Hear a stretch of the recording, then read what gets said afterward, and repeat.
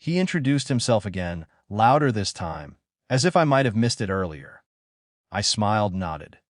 I'd learned to keep my expressions simple. Complex ones invited commentary. The joke started softly, observations really, about how quiet I was, about how I looked like I worked from home in a way that suggested laziness rather than flexibility. People laughed because they always did when someone else took the lead. I didn't respond. Silence had become my safest posture, he noticed. Of course he did. So, he said, turning his chair slightly toward me, performing curiosity, what do you do all day? Before I could answer, my mother cut in. Oh, don't start, she said, smiling tightly. You'll make the family look bad. The laughter that followed wasn't cruel. That was the problem. It was easy, comfortable. The kind that told you this moment had already been decided, and your role in it wasn't negotiable. My sister laughed too, quick and sharp. Just let it go, she said. He's kidding. I nodded. Let it go. I'd been letting things go my entire life. I focused on my plate while they talked around me. The boyfriend, Daniel, I remembered, kept going. Stories about his job, his long hours, the pressure. He liked the sound of his own importance. He used acronyms without explanation. Everyone leaned in. I work in logistics, he said finally, pride settling into his voice. Risk management, supply chains. That made me look up. Not abruptly. Just enough. Oh, my aunt said.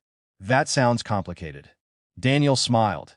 It is. Most people wouldn't understand it. I felt something shift then, not anger, more like alignment. Pieces clicking quietly into place. He continued explaining a project he'd worked on recently, dropping the name of an agency I knew well. Too well. He embellished without realizing it, overstating his role, mislabeling the scope. Small errors, but telling ones. I didn't interrupt. I let him talk. My phone buzzed in my pocket. Not a message, just a calendar reminder I'd forgotten to silence. I pulled it out to dismiss it. The screen lit up with my inbox preview. Daniel noticed. See, he said, gesturing toward me. Always on the phone? Must be nice. My mother frowned at me.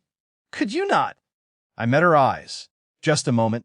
I scrolled calmly, found what I was looking for, and turned the screen toward Daniel, not aggressively, just enough for him to see. It was an email thread. Recent. His company name sat plainly in the subject line, followed by a reference number he'd just mentioned out loud. His smile faltered. That project you're talking about, I said, keeping my voice even, that's under review. The table went quiet. Daniel blinked. What? The contract, I said. It's been flagged. Scope discrepancies. Reporting issues. My sister stared at me. What are you talking about? Daniel laughed, a short, uncertain sound. That's not. I sit on the oversight panel, I said. Not the only one, but enough to recognize the file. No one laughed this time.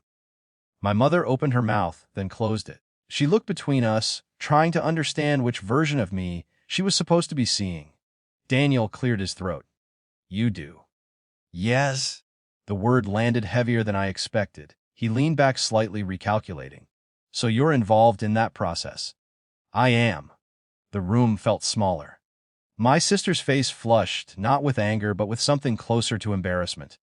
You never said anything, she said. No one asked, I replied. Daniel tried to recover, straightening his shoulders. Well, I'm not personally responsible for. I know. I said gingerly how it goes. Silence again. Uncomfortable now.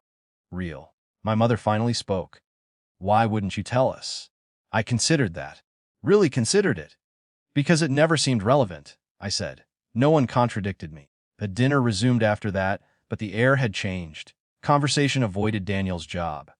Avoided me. Plates were cleared sooner than planned. Excuses were made.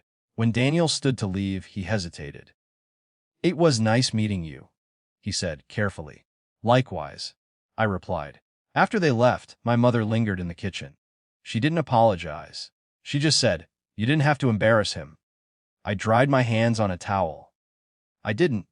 She looked at me, really looked, as if seeing a stranger where a familiar outline used to be. That night, alone in my apartment, I thought about how easily laughter turns into permission. How often silence gets mistaken for absence.